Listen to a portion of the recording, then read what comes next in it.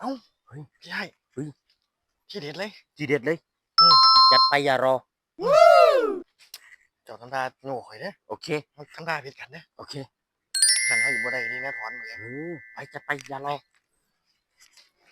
กูบอกมึงจักเชียร์เราบักเดียวบักห้าปากเอ้ย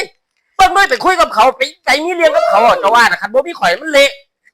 บักกะดีเวลาบอกจะฟังได้ไหมเนี่ยมันเป็นยังเชียร์นอกตัวเท่าโอ้เขาไม่ยังละเท่าจะนับเงินอยู่ตีข่อยนับซอยบ่มึงอย่าไปหามีเรียงกับคนเอ้ยหนอโอ้ข่อยขอโทษพี่เอ้ไอ้ยอย่าจะมาจับเธอเว้ยจับอย่ามาจับหนีมันก็หนีไปได้ก็ไปอยากซอยนะไม่ต้องซอยไปเลยไปก็ไปนามึงฟังกูนะแม่เวลาเว้ายังอ่ะครับเฮ้ยของบ่คือเอ้ยใส่ละพี่ไอ้ไอ้แบ่งกันตัวน้องแบ่งพันเลยดิเลี้ยงจัดไปอย่ารอ